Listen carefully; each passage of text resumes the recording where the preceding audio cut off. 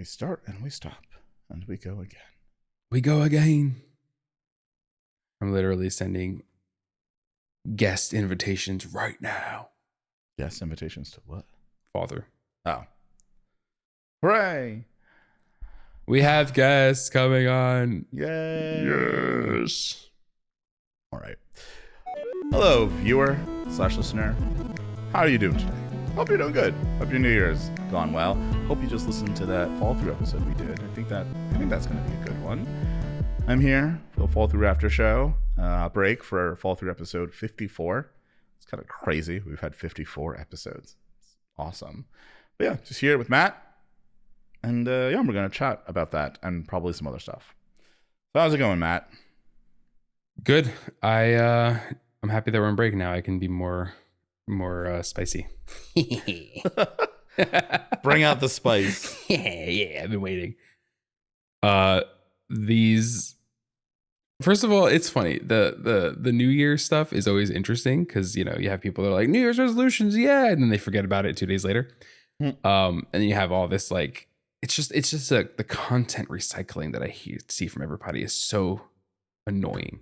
Everyone's covering the same thing. They're saying it in the same way. And I'm like, do any of you have unique brains? Because you're all just following one another. And it's kind of annoying me now where social media is becoming a little bit of an annoyance to me. But I get it. Part of that is the New Year thing. And part of that is the AI sort of Doomerism thing as well. Yeah. But yeah, it's really funny. It's like, if you really wanted to lose weight, you would have just started already. You don't have to wait for some magical New Year marker to do it. Like, yeah, it's you can set goals. You can be like, okay, it's January 2026. By December 2026, I want to be doing XYZ. You can set goals, but for sure, this whole arbitrary, like, wait until January 1st to start something new. It's like, why don't you just do it now? Like, why don't you just start now? Right now. Yeah. I was in the gym on Christmas Eve and there was like nobody there. And I was like, this is amazing. And then I went to the gym. I went to the gym after the New Year and I'm like, what is happening? I never seen any of you in my life. And I'm in a small gym. Like the gym I go to is unattended, very small, private. And I'm like, who? Who? I'll be gone in 3 weeks. You are going to be gone. So I was like, okay, I'll come back here in next week and then y'all will be gone. Yeah. But I'm just... This AI Doomerism stuff on social media is really, I'm not gonna lie, it was getting to me. It was getting to me. You're reading so much. I felt myself. This is probably why I was not sleeping well the past couple nights. You read so much of this garbage that you end up somewhat believing it, right? So like I'm on social media and I'm reading how AI is going to take everyone's jobs or whatever. And then I'm like, oh, does that mean I'm going to am I useless? Should I be doing something to account for this? And you get all these stupid little what ifs going in your brain. And I was like getting to the point where I was getting a little down. You know what I mean? I was getting down on myself. I was like, oh, wow, maybe I'm not good enough. There's these 23-year-olds or these 15-year-olds like doing much better than me. Like, am I over? Am I toast? And I had a little moment there of like, I don't know, Doomerism. I don't know what the right word is there. Yeah. It's so interesting because people are always so sure of themselves, even when history has shown they have absolutely no reason to be as sure of themselves as they are. Right. It's like the whole, it's like whenever there's those things about like, oh, the kids these days argument. And then it's like people have been saying the exact same kids these days bullshit for thousands of years. Like not even like about different things, but about the same stupid shit. Like they're like, oh, the music is corrupting these kids these days is like a thing that they've been saying for like 7 generations of people. Or video games. Or like, see, TV's gonna rot your brain. It's just like, oh my God, like come up with something more original. Actually have a fucking thought. Like your brain is rotted if this is the perspective that you keep taking. No, I know. And like the immediacy of everything. Like I don't know. It's not just AI Doomerism, people that are sitting in the current moment being like, oh my God, the entire world is falling apart. This is the worst it has ever been. Look at all of the bad things governments are doing. Look at, the political issues in the United States. This is all worse than anything else. And like, it's not worse than anything else. It's like you're living through it and you can see it and you think about it now. But you didn't think about all the bad shit that's been happening this entire time, right? People just woke up one day and they're like, oh no, this world isn't what I thought it was. I'm like, that is something that I understand why you feel bad about. But like, you should not fall into the belief that the world is actually worse just because you now perceive it to be worse. Because as a Black queer person, I can tell you that this shit's been bad. It's been bad forever. Like this is not any worse than it's been historically. Right. And I even have to like remind Black people and other queer people about this, that like, no. Like we've lived through worse things. The people are like, what about all this like anti-queer, anti-trans stuff? And I'm like, I don't think you understand the scale of how bad AIDS was. If you're going to sit here and be like, everything is so terrible right now. It's like, yes, we have rights problems, but we're not dying in massive numbers like we were. Right. So, and that argument goes for like so many other things. It's like, yeah, stuff is not great right now. It's not all, flowers and rainbows and shit. But like to be like, it's the worst it's ever been is just kind of crazy to me. And I'm like, your goal should be to make it better, not to just wallow in it's so terrible and everything's collapsing and the world isn't about. Like, sit down and figure out what the fuck happened and how we can make it better. Like, why is it that it feels like the world is collapsing? There's definitely a reason baked in there somewhere. We all just got to sit down and actually start being like, okay, what are the actual things that we can do to improve the system to make it better? But I think like that very much awareness of the current moment because you're living through it mixed with all of the polarization is what's causing so many of the problems we see. Because everybody feels like they need to be on one side or the other, and that the people on the other side are like inhuman or some shit. Or that if you're someone that's not on either side, if you're someone that has a different perspective on everything, that like you're the worst of the worst. But it's just like, nah, like let's have some more nuance here, right? Let's actually think about what are the problems, what are the actual issues that are happening, and let's put them in historical context, and let's analyze it, and let's understand if this is actually bad, and understand why we feel like it's worse if it's not actually worse, and then actually go fix the problems. Like, I don't know why this is so hard for people. Oh, I listen, I'm with you because, my wife and I, my friends and I, we have like more nuanced conversations about things, and, it's less doomerism stuff and more like, just normal conversation.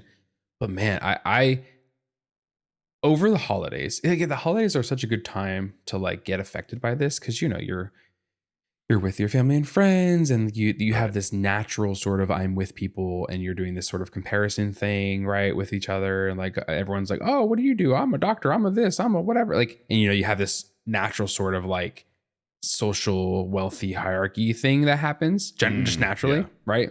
Anytime people get together, you always have that sort of peacocking thing. But you also have this downtime because you're not really working, right? So you're not as quote unquote distracted by social media distracted from social media as you otherwise were. So you spend more time on social media because you have that downtime.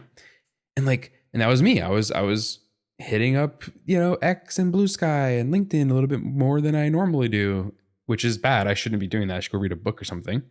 But I did. And I was scrolling through and I'm like, wow, like this is really affecting me.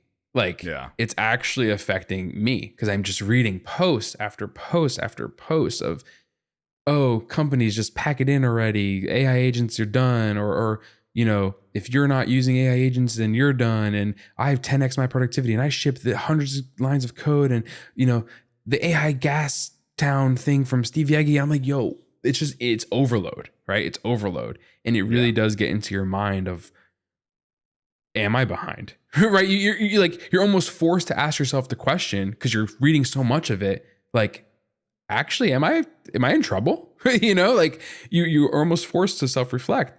So I did that and I self-reflected. And I'm like, wow, like, I'm in my early 30s or whatever, or approaching mid 30s.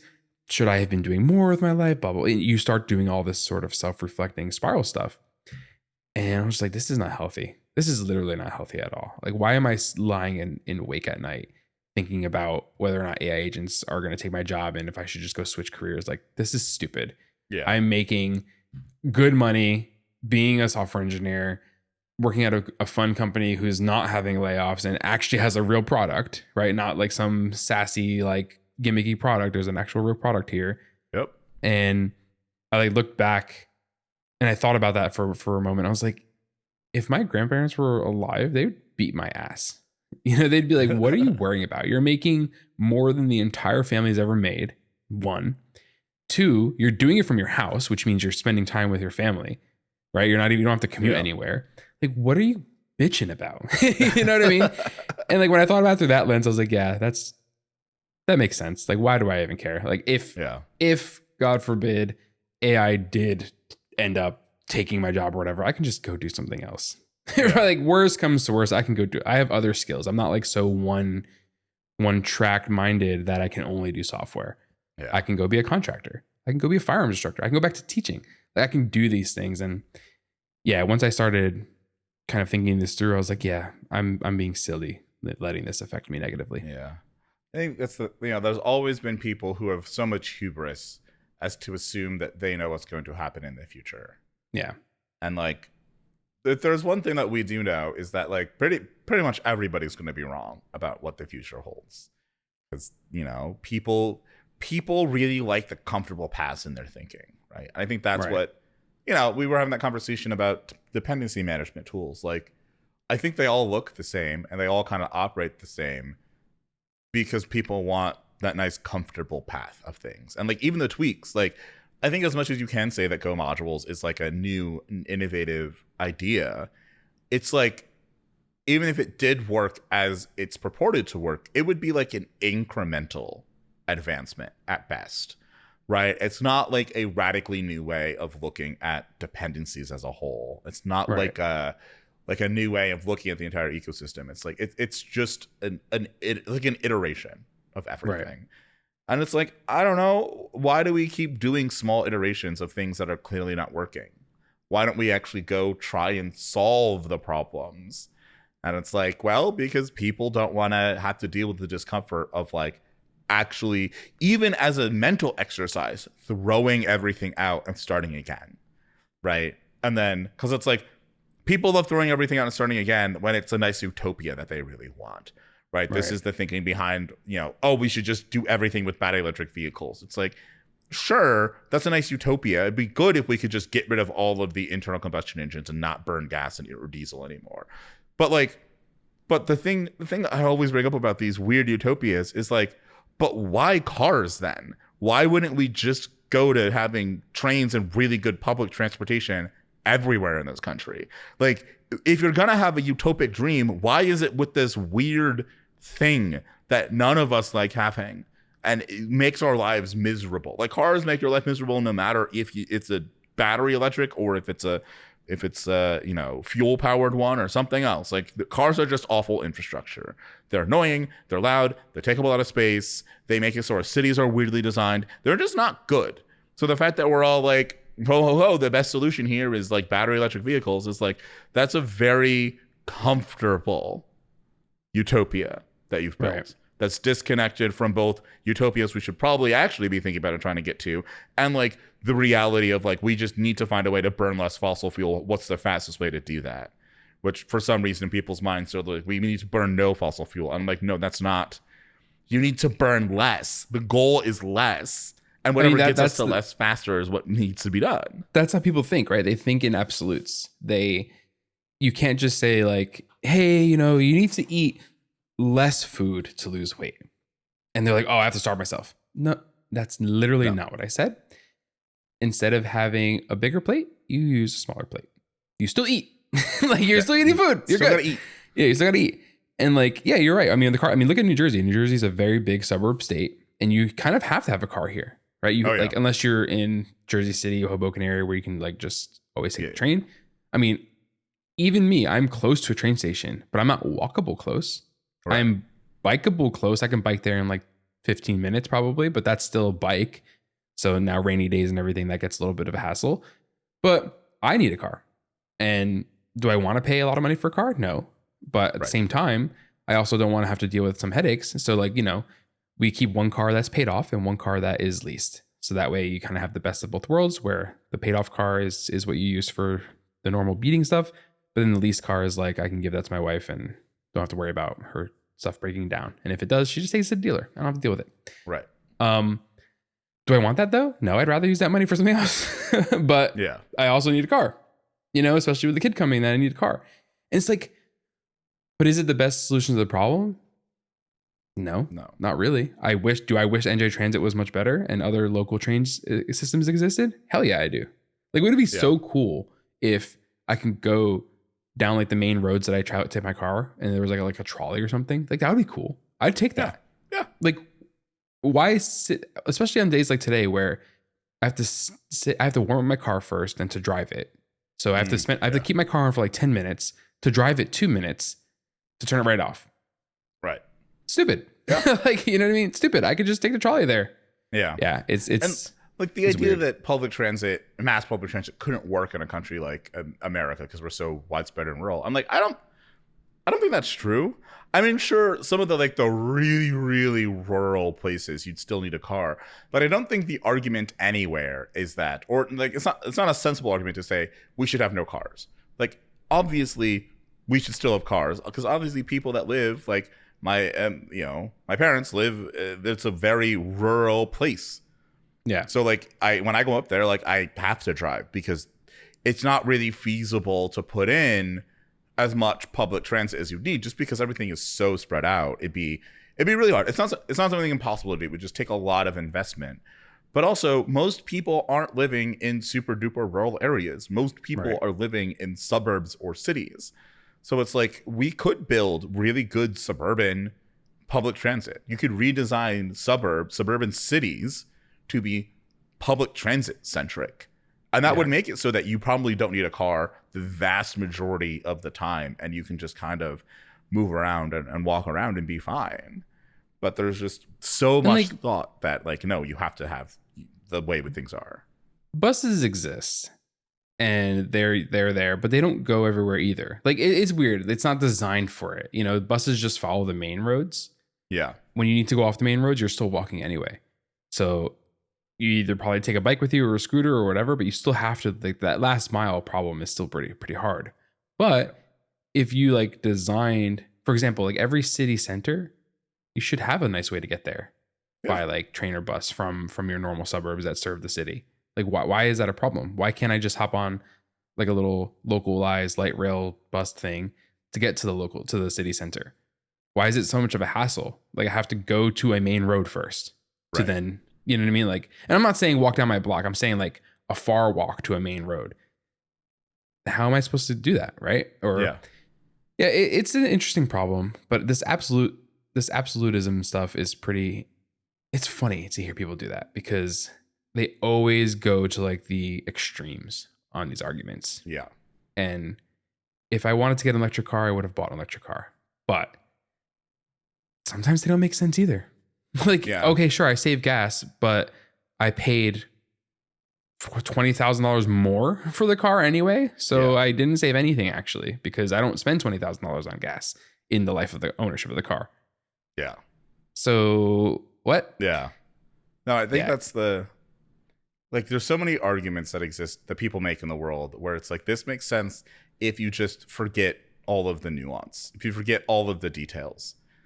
It's just like, you have to incorporate the details. You have to think about the wide stuff. That's what makes all of this so challenging. And that's why also, like, I find it interesting. There was this video I watched the other day that was basically talking about how capitalism is failing people. And it used the example of food scarcity. It's right. They said like there's 100 million people across America and Europe that, live in food insecurity.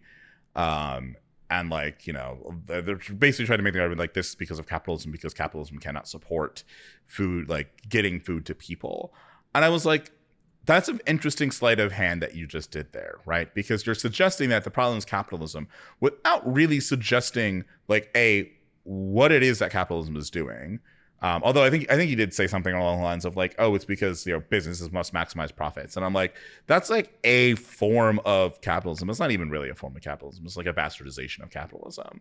Right. But it's like you're suggesting that, but it's also like you're just ignoring the fact that like Europe is heavily socialist, right, compared to America, and they also seem to have food insecurity problems. So it's clearly not like a capitalism versus socialism sort of thing. But also, like, if you open a history book, like, communism also did not give us good, like, it also had lots of food insecurity. Like, every form of government and economic system we've had has led to some form of food insecurity for people. Because at the end of the day, it's not a problem with the economic system. It's like a logistical problem, right? Like, here's an example. Like, grocery stores often throw out all of their food all of the stock they have that needs to be turned over, right? Yep. We're getting too close to the expiration date. We got to turn it over, throw it out. And it's like, that's all stuff that goes to a landfill because logistically it's too challenging to get it to like a food bank or to get it to people or to have, an infrastructure of, sell-off stores where, okay, this stuff is super cheap because it's off product, but like you can go get it. And people are like, well, they can't do that because they have to throw it out because if they didn't, then people would just shop at that store all the time. I'm like, you are not going to buy ugly vegetables. Right. Like, you're not going to buy ugly looking food, which is where like a whole bunch of the turnover stock does. You're not going to buy thing that is too close to its expiration date. You are not going to, most people are not going to do that. The people who are the people that's the only way they can afford it. Right. And if we just had the infrastructure and the logistics set up to get this stuff distributed, we would have many fewer people living in food insecurity because you'd have the ability to get them food. Right. And so like the idea that it's like, oh, capitalism is causing this problem. It's like, that's a very unnuanced and rather boring take. It's like, you just want to find something to hate on capitalism about and not think about what you're actually saying. And that goes for like all of the problems in the world. I think the vast majority of problems in the world boil down to logistics. It's like the actual mechanisms of how things get done are broken. And it's not because of some external thing. It's not because of your political system. It's not because of your economic system. It's because the logistics are broken. And you got to fix the logistics for the system that you're in. And people, they don't want to think about logistics because the logistics is hard and they perceive it to be boring. It's like, why is California high-speed rail taking so long? Lots of logistical problems at the end of the day. Why does it cost $2 billion to go a mile in New York City for a subway? Lots of logistical problems, right? It's like, if you can clean up your logistics, everything can run much smoother. But that's the same thing like any company. Like, certainly every company that I've worked at has massive logistical issues with like even the most simplest of things. Like, I need to make a purchase. And you're like, okay, well, here's the 17 hoops you got to jump through to buy something. And you're like, this is insanity. Yep. Or like, oh, we want to do planning for what's going to be our next product. Logistical nightmare. All the planning meetings and all the people got to pull in and all the documents flowing back and forth and all of it's like, no, like you should just make that logistically easy and then it'd be easy to do. It does not come down to how your company is structured, who's in charge. It's like, you're just getting stuck in the logistical trap. And if you start fixing that, then you can start actually fixing your problems. That's where like, people like praise Oxide for what we do in terms of like hiring or whatever. And it's funny because they're like, wow, you all really like the way you hire is amazing. And the way you approach this is amazing. It's like, but you can do that too. There's nothing stopping you from just saying, I'm not going to do what you all do. I'm going to do something different. There's nothing stopping like the grocery stores from using the vegetables in a better way that they don't expire and have to be thrown out. And yes, I know there's like an insurance thing where you can't just donate them. I get that part. But you as a grocery store, why don't you cook them? You know what I mean? Why don't you cook them and put them in your hot food aisle? You know what I mean? Like say like, oh, this broccoli is about to expire because we've had it or whatever. Let's actually cook it before it expires and serve it. That way it's out. Yeah. But no, you can't possibly do that. And like this is something we do in the chocolate shop all the time. Chocolate has an extremely good shelf life. Like chocolate nibs or whatever. Not nibs. Yeah. Nibs are different. Chocolate pellets, like the Calais they call them or whatever. Where you would melt them, and use them. Yeah. Extremely long shelf life for chocolate. But other things don't have an extremely long shelf life. Like, the fruit that we use, like to puree and whatever, that doesn't have a long shelf life. So when you buy something and you don't use all of it, what do? You either throw it out, you donate it or whatever. But what my wife does is she makes something from it. She'll be like, oh, we're going to do like a little special. We're going to take this extra strawberries we have and we're going to do a little strawberry flavor and sell it like at a discount or something. And that way you get the product out. And like, but you can do that. Like you as a person can do that. And the fact that we as humans don't do that, it shows you that you have more like growing and thinking to do. If you're just going to blindly follow what everyone else does and not like you take your own unique spin on things, then you're kind of just part of the problem in that regard. But anyway, I know we're getting long on break. I really want to say that, this stuff, I'm usually someone that like has really good like mental health and all of that. And people say like, how are you always like so happy or whatever? Because I have really good mental health. But man, I felt myself slipping over the holiday and I was like, why am I doing this? So I just wanted to put it out as like a public service announcement here to everyone. If you see all of this AI doomerism or whatever it has to be on social media, when people just repeat the same sort of doomeristic take on something, be careful. Like really try to protect yourself and like go to the gym, take time off, go talk to your friends and family or whatever, go program, do whatever you need to do to like get your mind off of that. Cause it really is, it's a trap. And I was falling in the trap. I felt it. So please don't do that. Yeah. I mean, I do want to say on the topic of like, go ahead. Why don't they reuse things? I think there's this like interesting principle that is like not as I haven't really seen it talked about a lot, but it's absolutely brilliant. I love it. It's from the I think they're a chemical company, BASF. They have this principle called Verbund. And the entire idea about it is that the byproducts of one process become the inputs to another. So like something that would have been waste becomes an actual useful thing. And that allows you to like kind of have almost a maximal efficiency of the system that you're creating. Right. So like if you did like say have a grocery store and you wanted to like, okay, we're going to take our product and we're going to rotate it and we're going to actually like go and cook it. It's like, okay, well, now you have to, when you're designing the store, make sure you have like a kitchen that can do this and have like a rotating menu and have ways of advertising that to people so they know they can come in and do flash sales and things like that. And like, that's like logistically challenging. But if you pull it off, then your waste now becomes a byproduct that goes into this other system that you can then feed into something. Or like pairing with a local soup kitchen so that you can take all of your excess and like give it to them and be like, hey, this stuff is about to expire. Go make food for people with it, right? And just having that like mentality, like that's the mentality that's missing. Like too much, like we allow too much waste to happen and we're not really turning around and saying, how do we turn this from waste into a process input? How do we make this byproduct the main feed into something else and run a system efficiently?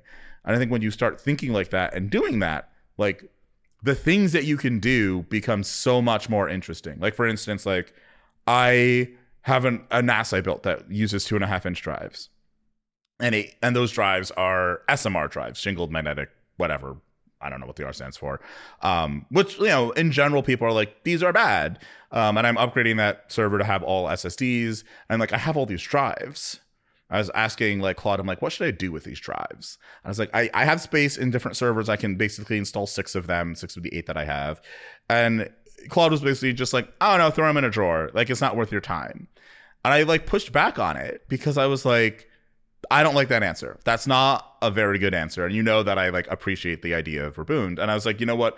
The way I look at it is like, this presents an interesting opportunity to do a few different things. Like I could, actually test them and see what the performance characteristics of these types of drives are, right? Like, let's see, like, is it that write performance is always terrible, or is it there are certain characteristics that make it writes worse or better or whatnot?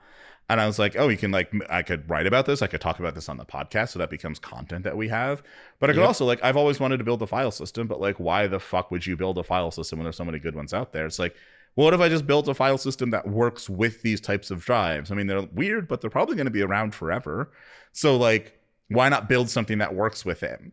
And then I get some experience building a file system that can actually be useful and has like a real reason for existing. And that can further lead to more content I can create and other things we can do, right? It's like, and like, well, so what was proposed as like just junk it, throw it in a drawer, can now become like a vibrant ecosystem that puts more knowledge into the world and maybe build something so that these drives can be more useful for the people across the board instead of the conventional advice of like SMR drives are terrible, we shouldn't be using them at all. It's like, no, maybe this technology does have some legs to it and we should explore it more.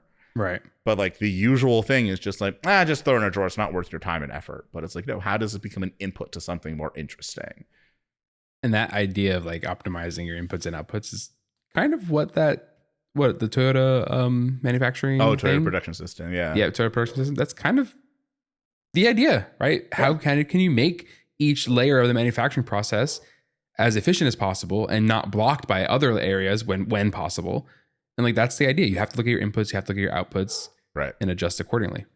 Yeah. Basically with everything in life. I mean, like even the weight loss topic of the new year, right? You have to look at your inputs and adjust your outputs, or you have to adjust both of them. Are you eating too much? Are you eating the wrong things? Are you actually working out? Right? Inputs and outputs. Yeah, but exactly. Anyway, Happy New Year, everyone. Yeah, Happy New Year. It was a good place to end our little break. So viewer / listener, how'd you like that conversation? Did you enjoy us talking about, I know we talked about a bunch of stuff, a lot of stuff. Wow, this outro's going pretty rough. Anyway, let us know your thoughts on social media or in the Changelog Slack, Changelog Zulip, or Gopher Slack. And yeah, we'll see you next time. This episode of Break featured Kris Brandow and Matthew Sanabria. Break is a Fallthrough Media production and is produced by Kris Brandow, and our beats are by Breakmaster Solitaire. Got through it. Internal temp too high. No. Okay, and done. Stop recording.